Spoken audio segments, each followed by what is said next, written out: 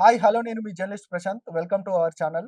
ప్రధానంగా తెలంగాణ రాష్ట్రంలో ప్రతిపక్షాలు కాంగ్రెస్ పార్టీని ఇరకాటంలో పెట్టే విధంగా ముప్పేట దాడి చేస్తా ఉన్నాయి. 6 గ్యారంటీలు అమలు చేయడంలో కాంగ్రెస్ పార్టీ విఫలమైందనేది కూడా ప్రధానంగా 2 ప్రధాన ప్రతిపక్షాలు ఇక విమర్శిస్తా ఉన్నాయి. ప్రధానంగా బీజేపీ పార్టీకి సంబంధించి ఇక అసలు కాంగ్రెస్ పార్టీలో అంటే రేవంత్ రెడ్డికి పరిపాలనే తెలీదు, అడ్మినిస్ట్రేషన్ పూర్తిగా తెలీదు. ఆయన 6 గ్యారంటీల అమలు ఇక చేయడంలో విఫలమవుతున్నారనేది ఇక బీజేపీ ప్రధానంగా సెంట్రల్ మినిస్టరు బండి సంజయ్, అదేవిధంగా కిషన్ రెడ్డి లాంటి వాళ్ళే ప్రధానంగా విమర్శిస్తున్నారు. నిజంగానే 6 గ్యారంటీల అమలులో కాంగ్రెస్ పార్టీ విఫలమైందా? ఇక విఫలమైతే నిజంగానే వీళ్ళు కాంగ్రెస్ పార్టీ నాయకులు చెప్తా ఉన్నారు. ఖచ్చితంగా మేము 6 గ్యారంటీల్లో దాదాపు 60-70% మేము అమలు చేశామనేది కూడా వాళ్ళు చెప్తా ఉన్నారు.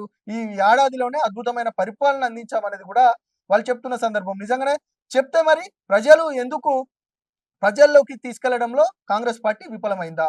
నిజంగానే కాంగ్రెస్ పార్టీ ఇన్ని అమలు చేస్తే ప్రజలకు సంబంధించి ఇప్పుడు ఎమ్మెల్సీ ఎన్నికలున్నాయి. నెక్స్ట్ స్థానిక సంస్థల ఎన్నికలున్నాయి. ఎట్లాంటి తీర్పు ఇవ్వబోతున్నారు? ఈ అన్ని అంశాలు ఒకసారి చర్చిద్దాం. నిజంగానే ఈ సంవత్సర కాలంలో ఇక కాంగ్రెస్ పార్టీ చేసిన ఈ 6 గ్యారంటీల్లో కొన్ని అంశాలను చర్చిద్దాం. రుణమాఫీకి సంబంధించి 25,000 కోట్ల రూపాయలు ఇప్పటికే బ్యాంక్ ఖాతాలో జమైంది. రైతుల ఖాతాల్లో కూడా దాదాపు 60-70 అంటే ఒక 80-90% మనకు పూర్తిగా రైతు భరోసాకి అంటే రైతు రుణమాఫీ కింద అమలు చేసిన సందర్భం. దాదాపు ఏకకాలంలో 2,00,000 రుణమాఫీ చేయడం అనంటే నాటే జోక్. ఇప్పటికే దాదాపు ఆర్థిక పరిస్థితి బాలేదు. రాష్ట్ర ఆర్థిక పరిస్థితి బాలేదని కూడా కాంగ్రెస్ పార్టీ చెప్తున్న నేపథ్యంలో దాదాపు 25,000 కోట్ల రూపాయలు ఇప్పటికే అమలు చేసిన అంటే రైతుల ఖాతాల్లో వేసిన సందర్భం కనబడుతుంది. ఇక రెండో ప్రధానంగా రెండో గ్యారంటీగా గ్యాస్ కనెక్షన్‌కి సంబంధించి రూ. 500 సబ్సిడీ గ్యాస్ కనెక్షన్ కూడా రెండో పథకం కింద అమలు చేసిన సందర్భం కనబడ్డది. ఆ తర్వాత 200 యూనిట్లకు సంబంధించి ఎవరైతే 200 యూనిట్ల లోపు ఆ విద్యుత్తును కాలుస్తారో ఆ 200 యూనిట్ల విద్యుత్తుని యూజ్ చేసుకున్న అంటే యూజ్ చేసుకున్న వారికి మాత్రం బిల్లు పడుతుంది. తక్కువ యూజ్ చేసుకున్నవారు అంటే తక్కువ యూజ్ చేసుకున్నవారు ఎవరు? గ్రామాలలో ఉన్న వారికి ఎక్కువ యూజ్ అవుతున్న సందర్భం. ఈ ఈ అమలు కూడా అంటే వారికి ఉచిత విద్యుత్ అంటే 200 యూనిట్ల కంటే తక్కువ కాల్చిన వరకు ఉచిత విద్యుత్ అమలు చేస్తుంది. ఈ గ్యారంటీని కూడా మనం చూసాం. ఇక ఆ తర్వాత ప్రధానంగా రైతు భరోసాకు సంబంధించి ఏకకాలంలో క్యాలెండర్ ఇయర్‌లోనే ఏకకాలంలో మొన్న చూసాం. రూ. 12,000 ఏడాదికి సంబంధించిన రూ. 12,000 రైతు భరోసా కింద ఏకకాలంలో అమలు చేసిన సందర్భం కనబడుతోంది. ఇక దాంతో పాటు కొన్ని ఈ అంటే ఇందిరమ్మ ఇల్లు ఇప్పటికే ఇందిరమ్మ ఇళ్ళకి సంబంధించి ప్రధానంగా సర్వే జరిగింది. ఇందిరమ్మ ఇల్లు ఎవరెవరైతే లబ్ధిదారులు ఉన్నారో వాళ్ళంతా కూడా డాటా తీసుకున్న సందర్భం కనబడ్డది. ఆ తర్వాత కులగణన ప్రధానంగా ప్రతిష్టాత్మకంగా తీసుకుంది రాష్ట్ర ప్రభుత్వం. కులగణనకు సంబంధించి 42% బీసీలకు రిజర్వేషన్‌లు కల్పిస్తాము స్థానిక సంస్థల ఎన్నికలలో అనేది ప్రధాన ఎజెండాగా తీసుకుంది. కులగణనకు సంబంధించి కూడా దాదాపు అది పూర్తయిన సందర్భం. ఎవరైతే ఈ యొక్క సర్వేలో పాల్గొనలేదో వాళ్ళకు మరొకసారి అవకాశం ఇచ్చింది. అంటే దాదాపు మనం చూసినట్టయితే ఒకే సంవత్సరంలో 60-70% ఈ 6 గ్యారంటీలకు సంబంధించిన అమలు చేస్తుంది రాష్ట్ర ప్రభుత్వం.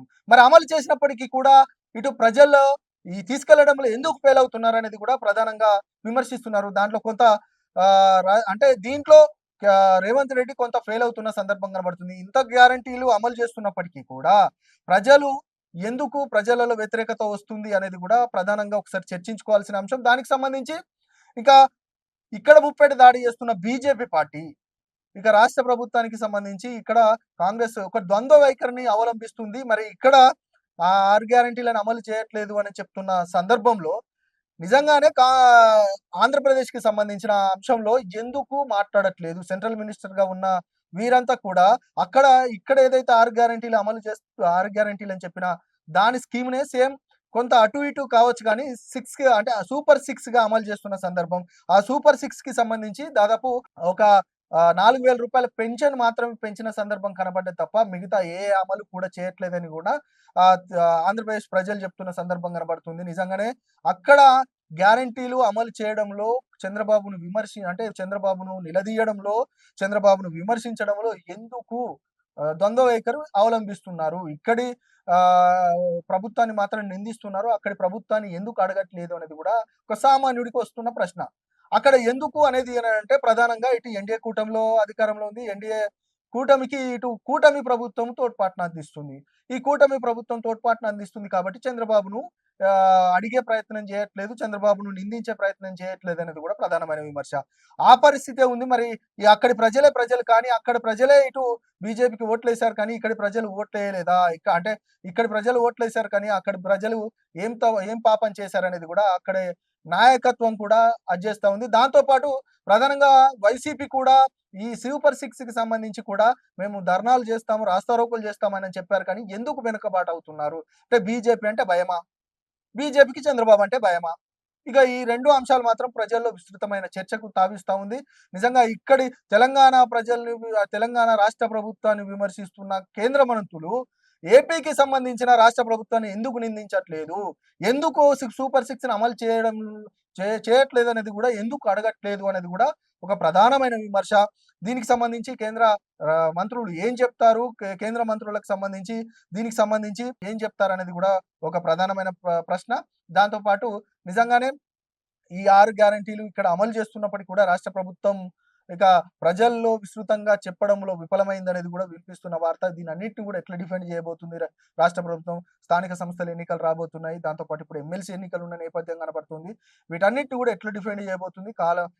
నిజంగా రాష్ట్ర ప్రభుత్వం ఎట్లా ముందుకు వెళ్ళబోతుందనేది కూడా ప్రధానంగా ఇక కాలమే నిర్ణయించాల్సిన పరిస్థితి. ఇది ఈరోజు టాపిక్. మరొక టాపిక్‌తో మళ్ళీ కలుద్దాం. చూస్తూనే ఉండండి ఎల్ఎన్ఆర్ న్యూస్. నేను మీ ప్రశాంత్.